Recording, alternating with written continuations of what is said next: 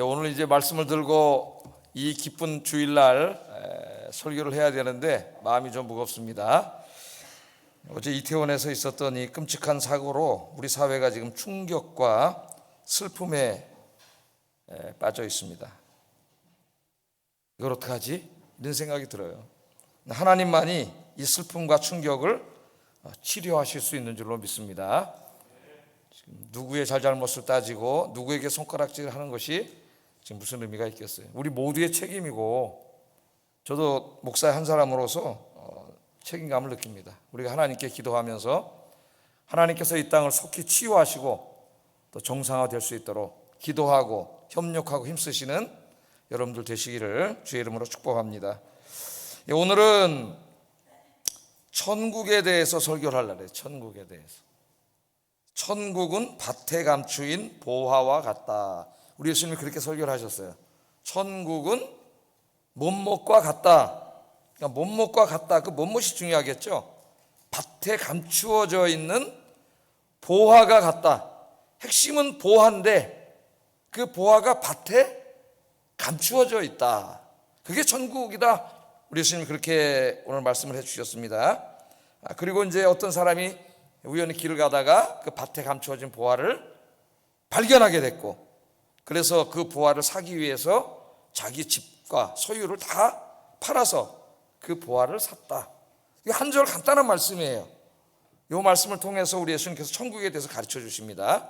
그래서 먼저 이 비유의 말씀을 제가 좀 이렇게 좀 각색해 보겠습니다. 각색하고 재구성해서 한번 설명을 드리고, 예수님이 비유로 말씀하신 이 천국의 말씀이 대체 천국에 대해서 무엇을 우리에게 이야기하는지 오늘 좀 살펴보려고 해요. 자, 어떤 사람이 이제 이렇게 길을 갑니다. 근데 어떤 사람이 이제 밭을 지나가다가 그 밭에서 우연히 보화를 발견했어요. 보화. 근데 이제 이 당시에는 막 전쟁도 많고 막 옆에 민족이 쳐들어오면 다 뺏어가고 불태우고 막 이런 일이 비일비재하던 그런 이제 시대였기 때문에 고대 사회에는 사람들이 이렇게 보화가 있으면은 땅 속에다 이렇게 아무도 모르게 묻어놨다 그래요. 이거를 묻어놨는데 그 다음에 이제 막 저쪽에서 쳐들어와서 점령을 하고 또 찾고 막 이러면서 이제 오랜 세월이 지나면 그걸 이제 잊어버리고 또 주인이 죽으면 어디다 묻어놨는지도 모르고 이런 일들이 많이 있었다랍니다. 그래서 우리 예수님이 그런 것을 하나 이제 비유로 삼아서 천국에 대해서 설교를 하시는 거예요. 이 마태복음 13장에 보면은 이 13장은 천국에 대한 설교입니다. 여러분이 이제 13장을 전체로 다 읽어보시면 천국에 대한 설교인데, 천국에 대한 7개의 비유의 말씀으로 구성되어 있어요. 13장이. 그래서 어떤 이제 이 마태복음 연구자는 이렇게 말합니다. 마태복음의 이 구조는 양파와 같다 그래요. 양파. 그래서 양파 마태복음 1장부터 28장까지 있잖아요.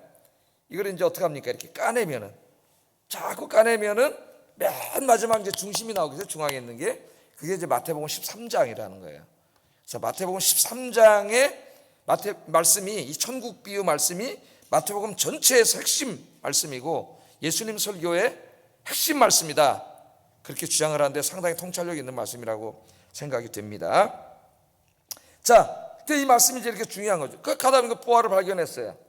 그게 어떻게 해요? 이제 자기 밭이 아니니까 그 보화를 묻어놓고 주인에게 찾아와가지고 저 밭을 나한테 파시오 그랬다는 거예요. 제가 각색을 좀 한 거예요. 밭을 좀 파시오. 그랬더니 주인이 보기에 아니 저거 돌짝밭 아무 쓸모도 없는 밭인데 저걸 왜 살라 그러지? 그 사시오. 팔 테니까. 그런 거죠. 그래서 이 사람이 이제 집에 돌아와가지고 이 밭을 사는 거죠. 근데 이 사람은 지금 밭을 살라 그러는 거예요. 밭 속에 있는 보화를 가지려 그러는 거예요. 보화가 이 사람에게는 중요한 거죠. 그래서 이 밭을 살려고 이제 오늘 보면 집도 팔고 또 소유도 팔고 다 파는 거예요. 이게 동네 사람들이 볼 때 말이죠. 저 사람 왜 저러지 갑자기? 저 사람 미쳤나? 저 사람 바보 아니야? 그럴 거 아니에요. 이해를 할 수가 없는 거죠. 아니 저 쓸모없는 돌짝밭을 저걸 살려고? 저 집을 팔고 소유를 팔고 자기 평생 읽어왔던 재산을 다 팔아 저까지 그걸 살려고 무가치한 거. 사람들이 볼 때 무가치한 거죠. 그냥 쓸모없는 밭이니까. 저걸 왜 팔지? 그렇게 수군거리는 거죠. 그러나 이 사람은 뭘 봤어요? 거기서 보화를 봤잖아요. 보화를 보지 못한 사람은 그 사람의 삶을 이해할 수 없는 거예요. 저 가지고 걸 살려고 저걸 다 팔아? 도저히 이해할 수 없는 거죠. 그러나 그 사람은 보화를 자기 눈으로 봤잖아요.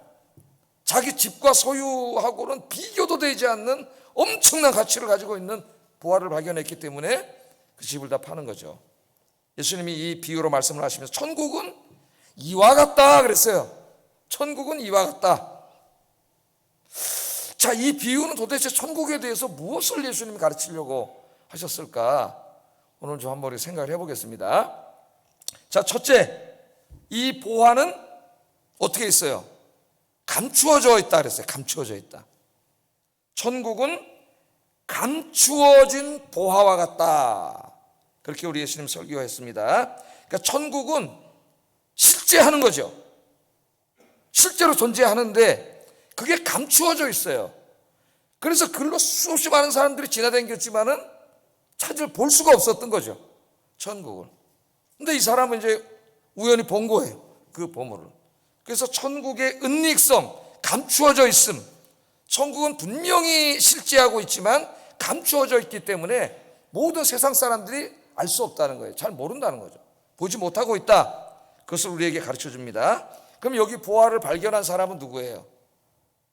보화를 발견한 사람은 누구를 말합니까? 이제 예수님을 만나고 그 예수님이 그냥 단지 하나의 유대 랍비가 아니고 저분이 바로 하나님의 아들이고 우리를 구원하기 위해서 이 땅에 오신 분이다. 그것을 믿고 천국 백성이 된 사람이죠. 된 사람. 그 사람이 바로 누구예요? 저와 여러분. 할렐루야. 세상 사람들도 그걸 다 알고 봤다면 당연히 교회 나오겠죠, 오늘. 근데 그 사람들은 돌짝밭밖에 못 보는 거예요. 예수님의 겉모습. 그래, 예수님 훌륭한 사람이야.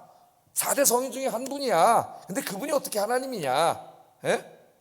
예수님은 보는데 예수님 안에 감춰져 있는 그 하나님의 모습, 그 천국의 보화, 그걸 보지 못하는 거죠. 자, 이 사람이 이 보화를 어떻게 발견했어요?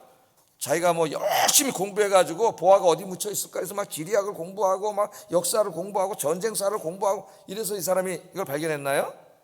그렇지 않아요. 그냥 이 사람 지나가다가 우연히 발견한 거죠. 우연히 발견한 거예요. 이건 우리에게 뭘 이야기합니까? 우리가 예수 믿고 천국 백성이 된 것은 전적인 하나님의 은혜라는 겁니다. 하나님이 우리의 눈을 열어주셨기 때문에 우리가 예수님이 하나님의 아들 구원자임을 우리가 알게 되고 믿게 된 거죠. 그래서 그 천국의 보화를 소유하게 된 거죠. 내가 무슨 공부를 많이 해서 한 게 아니에요.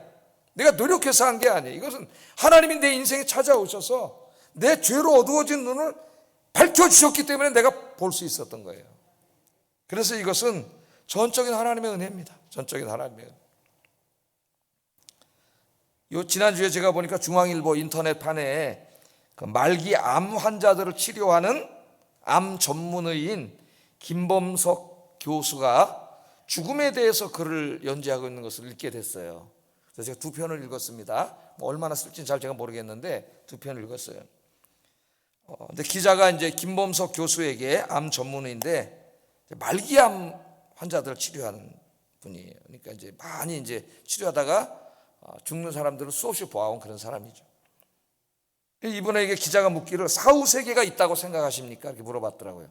사후세계. 당신은 수많은 사람들의 죽음을 매일 보고 있는 분인데 죽음으로 끝나느냐 아니면 사후세계가 있다고 생각하느냐 이렇게 물어봤어요. 이분에게. 그때 김범석 교수가 이렇게 대답을 하더라고요. 죽으면 모든 것이 끝나는 거냐고 묻는 거라면 그렇게 생각하지 않습니다. 의사가 하는 말이에요. 객관적이거나 과학적인 증거가 있는 건 아니지만 임사체험에 대한 연구가 상당히 많습니다. 그러니까 임사체험에 대한 연구를 보면 죽음으로 끝나는 게 아니라 사후세계가 있다는 거죠. 있다는 게 틀림없다는 거예요. 임사체험이 뭐예요, 여러분? 임사체험이 거의 죽음 직전에 이르러서 이제 죽는구나 했는데 요새 의술이 발전하다 보니까 심폐소생술을 해가지고 거의 죽는 줄 알았는데 갑자기 유턴을 해가지고 생애 현장으로 돌아와 살아난 사람들이 있어요. 의술이 발전하다 보니까 이 심폐소생을 통해서. 자, 그런 사람들이 죽었다 살아난 사람 아니에요. 그 죽음에 이르렀을 때 과연 무엇을 보았는지 그게 굉장히 중요하지 않습니까? 우리 중에 여기 누구는 저를 포함해서 죽어본 사람이 없습니다. 죽음을 경험하지 않았기 때문에 죽은 이후에 대해서 알 수 없어요. 물론 이제 우리는 성경의 하나님 말씀을 통하여 죽은 이후에 어떻게 되는지를 알고 있습니다. 그러나 하나님을 알지 못하고 성경을 알지 못하는 사람은 그렇게 얘기하겠죠. 우리에게 죽어본 사람 있냐? 근데 우리가 그걸 어떻게 알아? 알 수 없는 거지. 그렇게 말할 수밖에 없는 거죠, 그 사람들은. 근데 이제 임사체험을 한 사람들은 죽었다 살아난 사람들이에요. 근데 이분들이 이제 도대체 이제 물어봤겠죠. 많은 사람들이 무엇을 봤습니까? 그럴 때 이제 막 얘기를 하는데 그 얘기들을 연구를 상당히 많이 한다래. 죽음 이후의 세계에 대해서 하기 전에. 근데 이제 이 의사 선생님이 그 연구를 보면은 공통적으로 말하는 게 세 가지 있다.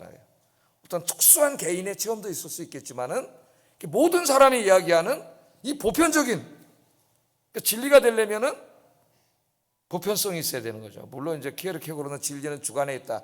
철학적인 의미도 얘기했지만은 한 사람의 어떤 독특한 체험을 진리라고 할 수는 없어요. 이게 보편적으로 모든 사람에게 나타날 때 이제 우리가 진리라고 할 수가 있는데 세 가지를 이야기한답니다. 세 가지 공통적으로. 첫째는 굉장히 밝은 빛을 봤다. 죽을 때 저도 이제 임종을 지켜보고 목사로서 여러 명을 이렇게 봤지만은 그 마지막에 이제 병원에서 이렇게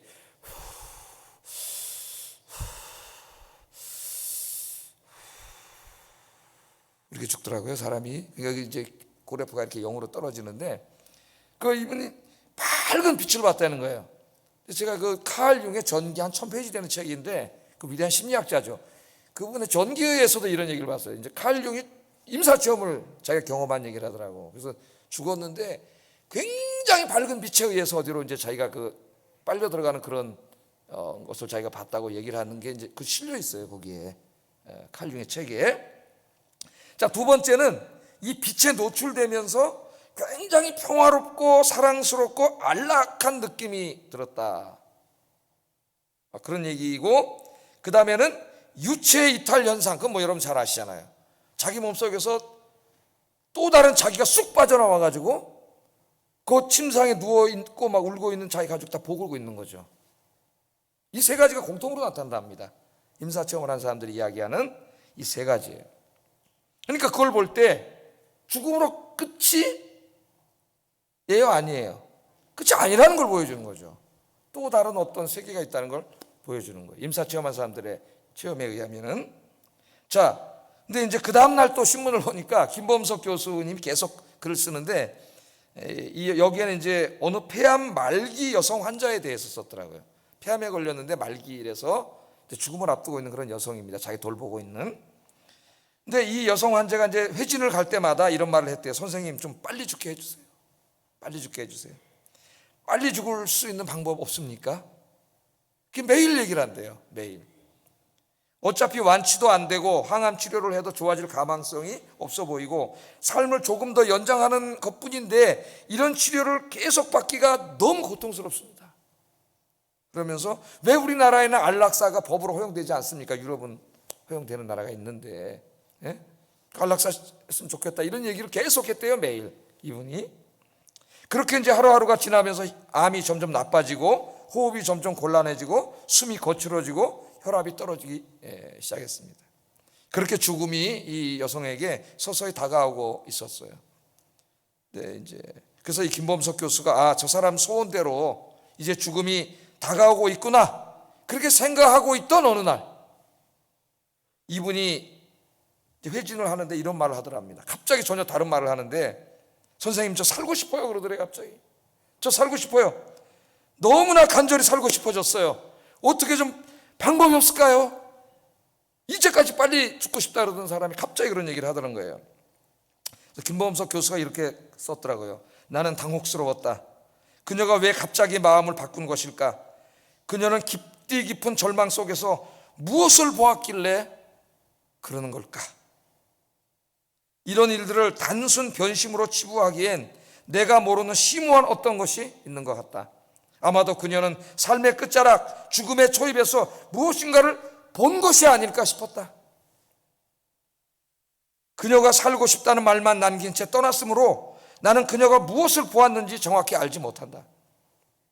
다만 절망의 나락에서 인간을 구원해 주는 무언가가 있고 그녀는 그것을 보았으리라 짐작해 봤다. 그렇게 글을 쓰고 있어요. 예? 그러니까 아마도 그렇게 그녀가 갑자기 살고 싶다고 죽음의 끝자락에서 얘기했을 때는 그녀가 뭔가 이 인간을 구원해 주는 무언가를 본 것이 아닌가. 제가 그럴 때 이분이 예수 믿는 분이 아닌가 이런 생각을 가졌습니다. 그분이 계시는데 그분이 예수님이죠.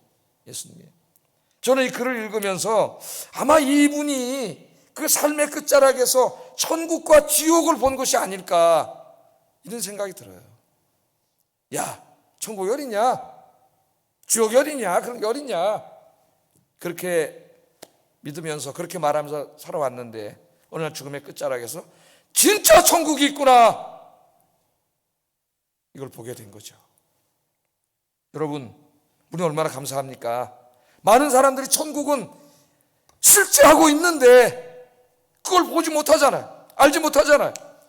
그런데 하나님께서 저와 여러분을 사랑해 주셔서 예수님 믿게 하시고 구원받게 하시고 천국을 보게 하시고 천국 백성이 되게 하셨습니다. 할렐루야. 얼마나 감사합니까? 이 감사, 구원의 감사, 천국 백성에 대한 감사가 늘 넘치시는 여러분 되길 주의 이름으로 축복합니다. 죽음을 너무 무서워하지 마시고 기도하세요. 네. 두 번째, 이 비유가 천국에 대해서 뭘 가르쳐 주냐면은 예수 믿고 천국을 본 사람들은 큰 기쁨이 넘쳤다는 거예요. 큰 기쁨. 그냥 우리가 이 세상 일 좀 잘 돼서 아유 기쁘다 그런 기쁨이 아니에요. 큰 기쁨이 넘쳤다는 겁니다. 사람이 이를 발견한 후 숨겨두고 기뻐했다. 뭐 이걸 제가 설명할 필요가 뭐가 있겠어요. 여러분이 이렇게 생각해 보면 알잖아요. 가다가 우연히 발견했는데 뚜껑을 열어봤더니 금은 보화가 그냥 이만큼. 예? 얼마나 기쁘겠습니까? 기쁨이 넘쳤겠죠. 예수 믿고 천국을 소유한 사람들은 그 삶에 이처럼 세상에 줄 수 없는 기쁨으로 가득하다는 거예요. 보화를 발견한 기쁨. 그는 보화를 발견한 사람만이 누릴 수 있는 기쁨이에요. 교회만 왔다 갔다 한다고 누리는 게 아니에요. 정말 그의 인격 속에 예수 그리스도를 만난 사람만이 느낄 수 있는 기쁨이죠. 여러분, 인간은 세 가지 문제 때문에 기쁨을 상실한다 그래요. 세 가지 문제가 있어서 기쁨을 상실한다 그럽니다. 이 기쁨을 상실할 때 찾아오는 것이 이제 우울증이에요. 우울증. 현대인에게 가장 고통스럽게 하는 질병, 마음의 병이죠. 우울증과 불안증이 두 가지입니다. 첫째, 왜 인간이 기쁘지 못하는가? 첫째는 죽음 때문에 죽음. 죽음은 우리의 유한성이고 이 인간의 한계성입니다. 한계성. 누구나 태어난 이상은 늙고 병들고 죽죠. 어쩌면 우리는 태어나면서부터 사형 선고를 받고 태어나는 거예요. 하루하루 살아감이 결국은 죽음을 향해서 계속 하루씩 걸어가는 겁니다. 무덤을 향하여. 그러므로 죽음으로 끝이라면 사실 인간에게는 아무 소망이 없어요. 그런데 이 죽음으로부터 자유로운 사람은 아무도 없다는 거예요. 영원히 사는 사람이 있나요? 저 진나라의 시황제가 영원히 살고 싶어가지고 불로초 구하라고 했다는 그 유명한 얘기가 있지 않습니까, 여러분? 예? 이 세상에 인간을 영원히 살게 할 수 있는 게 어디 있어요? 결국 이 세상의 일시적인 기쁨을 누리다가도 내가 죽는다고 하는 것을 생각하면 갑자기 공포가 몰려오는 거죠. 죽음의 공포가. 행복하다가도, 아니 행복할수록 언젠가 죽을 수밖에 없는 존재라는 것을 깨달으면 이내 두렵고 불행해지는 것이 인간입니다. 그래서 인간은 죽음의 문제를 해결하지 못하는 한 결코 행복할 수 없다. 기쁠 수 없다. 두 번째, 이 지식인들이 하는 말이에요. 두 번째, 왜 인간이 기쁘지 못하느냐? 현재에 대한 염려와 미래에 대한 불안 때문이라는 거죠. 항상 우리 인간은 육신을 입고 사는 한 현재에 대한 염려와 미래에 대한 불안으로부터 벗어날 수 없습니다. 21세기 최첨단 시대에도 아직까지 점쟁이들이 늘어나고 있는 것은 인간이 자신의 미래에 대해서 얼마나 불안해하고 있는가를 그대로 보여주는 거예요. 그럼 뭐 나이 먹은 사람만 그러나요? 여기 홍대 가면 여기 저 젊은 애들만 오는데 이제 이태원 안타까운 일이 있었고 그 타로 점치는데 젊은 애들이 들어가서 앉아 있다는 거예요. 그 뭘 보여줘요? 불안하다는 거. 우리 아이들이 불안해. 예? 쌍쌍이 이제 여자친구하고 남자친구하고 와서 거기 왜 타로점에 와서 왜 들어와 있어요? 우리가 서로 사랑이 변하지 않고 이렇게 행복하게 살 수 있을까? 이게 불안하니까 거기 찾아 들어오는 거예요. 점쟁이한테 좋은 말을 한번 들으려고 불안하니까 찾아오는 거예요. 인간은 배가 조금만 아파도 혹시 암에 걸린 것이 아닌가 불안합니다. 경제가 안 좋아지는 요새 같은 때 혹시 사업이 망하면 어떻게 되지? 직장에서 퇴출당하면 어떻게 해야지? 불안해. 현재 일이 걱정되고 그 기쁨이 싹 사라지는 거예요. 행복하지 못한 거죠. 세 번째는 마음의 상처 때문이라네. 마음의 상처. 우리 살아오면서 많은 사람들에게 마음의 상처를 받습니다. 근데 상처를 주는 사람은 보통 가까운 사람들이에요. 배우자, 부모, 학교 선생님, 함께 이렇게 매일 만나는 교우들. 모르는 사람에게는 그렇게 상처받지 않아요. 네? 우리 많은 상처를 우리가 살고 있는데 이 상처가 우리 안에 계속 존재하면서 이렇게 일어나는 경우 우리의 모든 기쁨과 웃음을 다 뺏어가는 거예요. 여러분, 왜 그러면 인간에게 이 죽음에 대한 이 공포와 염려, 불안, 이 상처가 몰려와서 인간이 이 속에서 고통당하며 살게 됐습니까? 생명의 근원이신 하나님을 떠났기 때문이에요. 이 모든 것은 하나님 떠났기 때문에 오는 겁니다. 그러므로 하나님께로 돌아가지 않는 한 진정한 평안은 없습니다. 잠시 동안 인간들이 만들어 놓은 그것도 하나님이 일반 은총으로 주신 거죠. 약이라든가 아니면 또 뭐 정신과 의사라든가 심리치료사라든가 뭐 여러 가지를 통해서 잠시 우리가 평안을 누릴 수 있겠지만 근본적으로 우리를 치료하시는 분 하나님이세요. 하나님 품에 안기기 전에는 우리에게 진정한 쉼은 없습니다. 오늘 주일날은 하나님 품에 안기는 날이에요. 이 예배 시간에 진정한 안식을 누리시기를 주의 이름으로 축복합니다. 그 하나님의 평안이 몰려오면 다 치유가 이루어져요. 그래서 이 안식일 날은 치유하는 날에 우리 예수님이 일부러 안식일 날 병자를 고치셨잖아요. 예? 바리새인들이 왜 안식일 날 노동을 하느냐? 예수님 뭐라 그랬어요? 예? 이 안식일 날은 안식을 주는 날이에요. 그 사람이 아픈데 어떻게 안식이 있습니까? 우리 하나님 치유해 주세요. 예배를 잘 드리면 치유의 역사가 일어납니다. 예배에 집중하도록 노력하세요. 찬송도 입을 벌리고 크게 불러세요. 말씀을 집중해서 들으세요. 아멘 아멘 하면서 받아 먹으세요. 그래서 주님 만나고 치유되기를 주의 이름으로 축복합니다. 예수 믿으면 부활을 믿기 때문에 죽음의 문제가 해결되고요. 예수 믿으면 성령님이 우리 안에 찾아오셔서 지켜주시기 때문에 불안과 염려의 문제가 해결되고, 예수 믿으면 따뜻한 아빠이신 우리 하나님이 너 힘들지? 얼마나 힘드냐? 위로해 주시기 때문에 상처가 다 치유돼요. 우리가 위로가 없기 때문에 치료가 안 되는 거예요. 따뜻한 말 한마디가 치유해 주시고 하나님이 다 치유해 주시는 거예요. 그래서 예수 믿고 진짜 이 천국을 소유한 사람들은 이 모든 게 해결되기 때문에 기뻐요. 물론 예수 잘 믿는 사람도 이 환경은 계속 환경 속에 살기 때문에 막 순간순간 힘들고 어렵고 잠깐 그런 일이 있지만 이것이 우리를 지배하지 못합니다. 주님께서 이 모든 것들을 몰아내시고 보화를 발견한 사람의 기쁨처럼 천국의 기쁨으로 가득 채워주실 줄로 믿습니다. 오늘 그 기쁨이 가득해서 돌아가시기를 주의 이름으로 축복합니다. 매일매일 주님 앞에 말씀 읽고 묵상하고 기도하면서 매일매일 공급해 주시는 샬롬 평화가 가득하기를 주의 이름으로 축복합니다. 세 번째, 이 천국을 발견한 사람은 천국을 최고의 가치로 여기고 살았다는 거예요. 가치관의 변화가 일어났다는 겁니다. 가치관이라는 게 뭡니까?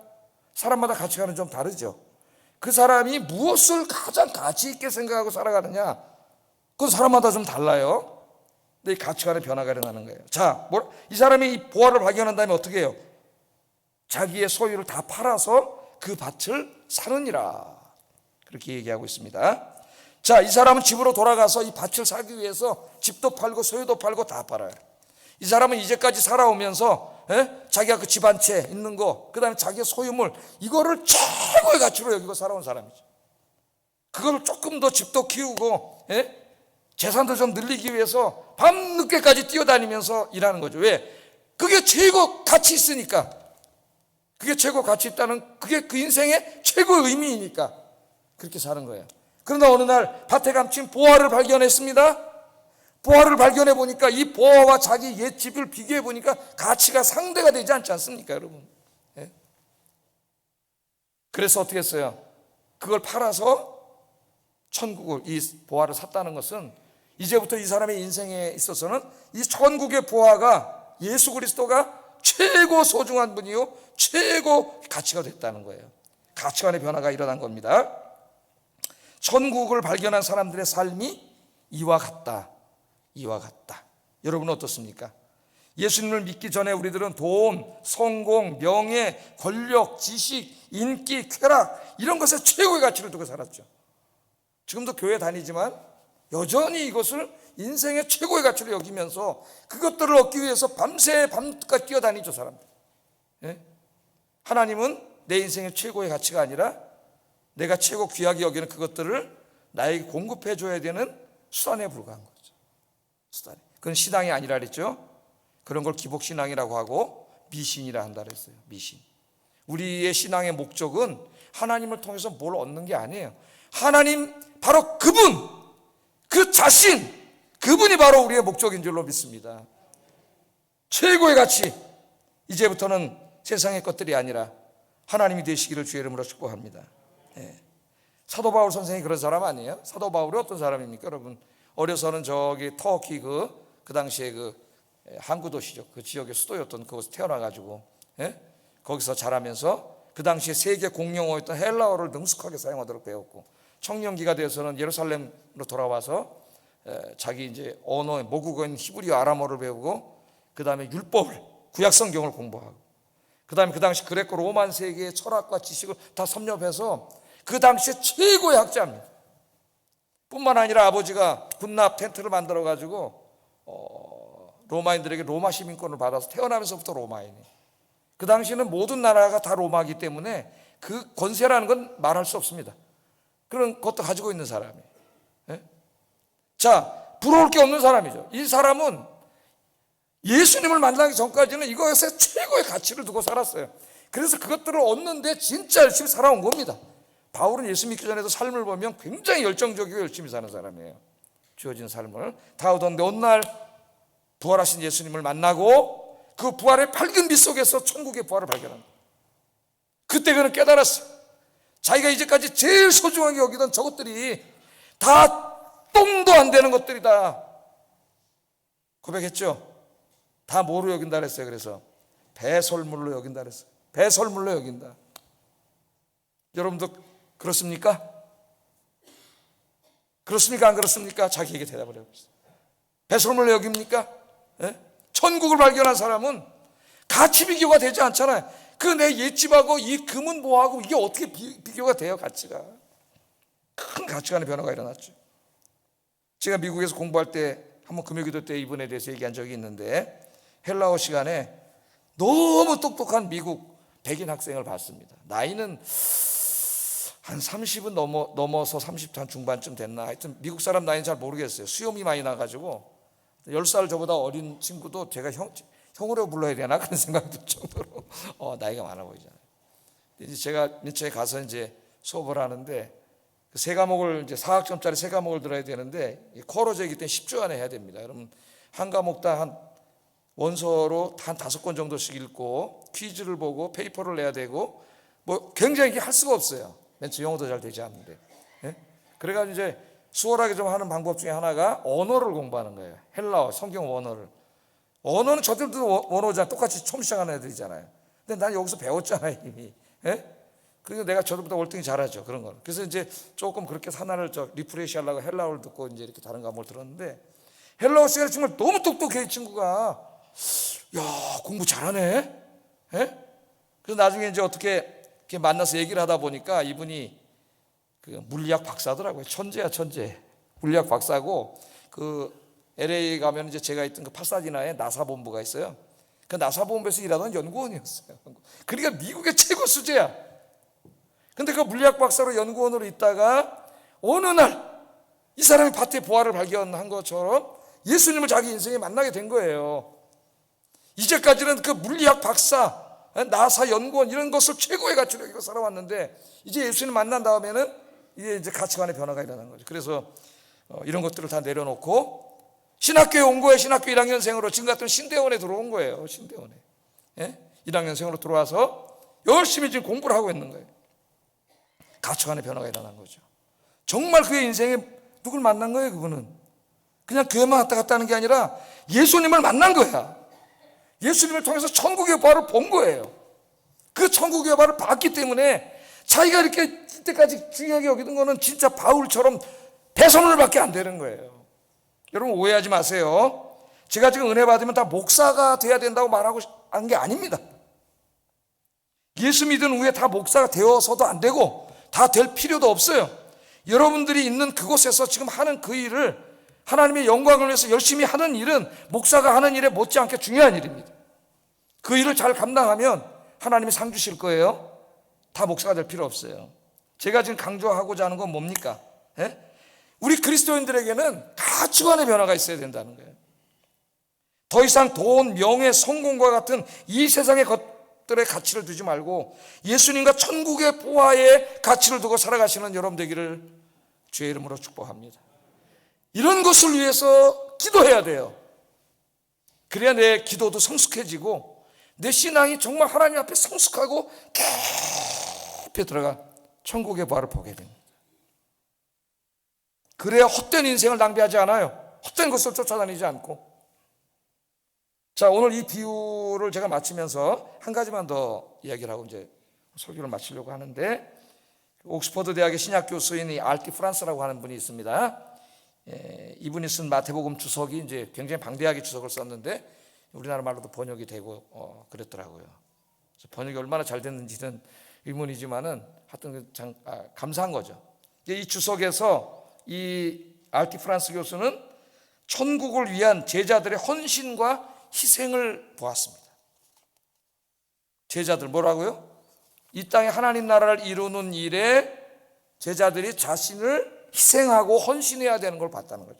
다시 한번 말씀을 보세요. 자기의 소유를 다 팔았다 그러잖아요. 그 천국을 위해서 자기의 소유를 다 팔았어요. 집도 팔고 소유물도 다 팔았습니다. 이걸 다 팔았다는 것은 헌신과 자기 희생이에요. 그래서 여기서 이 알티 프란스는 우리 기독교인들의 사명을 본 거예요. 사명. 주님을 위해서 집도 팔고 소유도 팔고 더 가치 있는 일을 위해서 다 헌신하고 희생하는 거죠. 우리 마태복음을 이제 읽어보면은 예수님을 만나고 천국 부활을 발견한 사람들에게 나타나는 변화가 나타나요. 예를 들면은 베드로, 안드레, 야고보, 요한 이 사람들이 예수님을 만난 다음에 어떻게 변화되는가? 마태복음 4장 20절 22절 한번 읽어보겠습니다. 시작.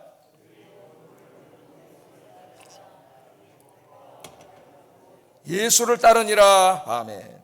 자, 이 사람들이 예수님을 만난 다음에 예수님을 통해서 이분이 메시아고 구원자구나, 천국 부활을 발견한 다음에 어떻게 했어요? 그물을 버려두고 가족을 버려두고 예수를 따랐다. 그러니까 예수와 함께 그 이제 하나님 나라 운동에 참여한 거죠. 천국을 이 땅에 세우기 위해서 거기에 자기를 희생하고 다 헌신한 모습이죠. 또 이제 이 마태복음을 저술한 사람은 이제 마태라고 하는 사람인데, 이 사람 직업은 세리였는데 이 사람이 예수님을 만난 다음에 어떻게 됐습니까? 마태복음 9장 9절 한번 읽어보겠습니다. 시작. 일어나 따르니라. 일어나 따르니라. 이 세리 자리에 앉아서 매일매일 주머니에 돈 셀 수가 없을 정도로 돈을 버는 사람이에요. 부당하게 버는 거지만 어떤 식당 앞에 보니까 꽃을 하나 세워놓고 어떤 사람이 그렇게 축복의 말을 써놨더라고요. 돈 세다가 잠들게 하소서. 돈 세다가 잠들게 하소서. 야, 그거 참 좋다. 돈 세다가 너무 많아가 다 세지도 못하고 잠들게 하소서 그랬는데, 자, 이 정말 돈 세다가 잠들게 하소서 직업이에요. 부당하게 버는 거지만. 그러나 오늘 예수님을 만나고 천국 부활을 발견했을 때 그 세관의 자리를 다 놓고 떠나서 주님과 함께 일어났다는 거죠. 모든 걸 버리고 희생하고 헌신한 모습으로 나타나는 거예요. 그 나중에 이제 베드로가 예수님이 이제 그 구원에 대해서 막 설교를 하시고 영생에 대해서 설교를 하실 때 베드로가 물어봅니다. 예수님께 뭐라고 물어보느냐? 마태복음 19장 27절에 이렇게 물어봐요. 한번 읽어보겠습니다. 시작. 모든 것을 버리고 주를 따라 싸운데 그런즉 우리가 무엇을 얻으리까? 모든 것을 희생했습니다. 모든 것을 헌신했습니다. 그 우리가 뭘 얻을 수 있습니까? 그렇게 물어봤더니 예수님 대답해 주셨어요. 뭘 얻을 수 있느냐? 그 얻는 거는 누가 주는 거예요? 주어가 누구예요? 수동태로 얻는 것이 주어는 누구예요? 하나님이 주시는 거죠. 하나님이. 마태복음 19장 28절 29절 한번 읽어봅니다. 시작.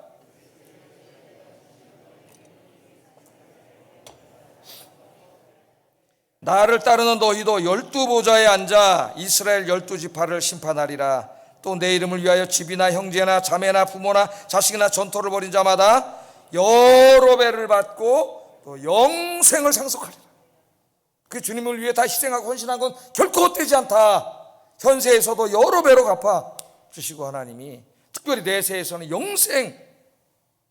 영생은 누구의 것입니까? 하나님 나라를 위해 희생하고 헌신한 사람들의 것이에요. 하나님 영생을 주실 것이다. 내세와 현세의 복을 우리 주님께서 약속해 주셨습니다. 여러분, 이제 우리 남은 인생이 얼마나 됐는지 한번 하나님 헤아리라 그랬어요. 몇 살까지 살고 싶으세요? 여러분 기도했으면 100살이 되잖아요. 그럼 또 101살까지 살고 싶어요. 얼마나 남았습니까? 무가치하고 무의미한 것을 추구하는 일에 인생을 낭비하지 말고 남은 인생을 이 가치 있는 일에 희생하고 헌신하며 살아가는 여러분 되기를 주의 이름으로 축복합니다. 기도하겠습니다. 말씀을 생각하면서 우리 기도하겠습니다. 나의 눈을 열어주셔서 천국의 보화를 발견하게 해주신 하나님의 은혜에 늘 감사하는 삶을 살게 하소서. 눈만 뜨면 감사하세요. 두 번째, 천국의 기쁨이 가득하여 죽음에 대한 공포와 걱정과 불안과 상처가 사라지고 기쁨이 가득한 인생이 되게 하소서. 기쁨 충만하게 하소서 기도하세요. 세 번째, 천국의 보화에 최고의 가치를 두고 살게 하시고 이 땅에 천국을 이루는데 나의 모든 것을 희생하고 헌신하며 살게 하소서. 눈뜨고 하나씩 보면서 기도하세요. 잊어먹으면 하나하나 보면서 기도하세요. 읽으면서 기도하겠습니다. 사랑하신 아버지 하나님, 감사합니다. 오늘 말씀을 듣고 죄로 인해 어두워진 나의 눈을 열어주셔서 밭에 감추어진 보화처럼 많은 사람들이 보지 못하는 천국의 보화를 보게 하신 것 하나님 감사합니다. 나 같은 죄인의 인생에 찾아오셔서 주 예수 그리스도의 십자가의 은혜를 알게 하시고 천국 백성이 되게 해주신 것 감사합니다. 매일 아침 눈을 뜨면서 감사하며 눈 뜰 수 있도록, 매일 눈을 감으면서 감사하며 눈을 감을 수 있도록 하나님께서 인도해 주시옵소서. 천국의 기쁨이 우리 마음속에 가득하여서 이 죽음에 대한 공포, 두려움, 또 걱정과 염려, 불안, 이 마음의 상처가 다 치유받고 하나님이 주시는 하늘의 이 기쁨이 가득한 삶을 매일매일 살아갈 수 있도록 주님께서 인도해 주시옵소서. 천국의 보화에 주 예수 그리스도의 내 인생의 최고의 가치를 두고 살게 해 주시고 이 무의미하고 이 무가치한 것들에 내 인생을 다 허비하지 아니하고 주님 나라와 주님을 위해 남은 인생을 희생하며 헌신하며 살게 하소서. 예수님 이름으로 기도드립니다. 아멘.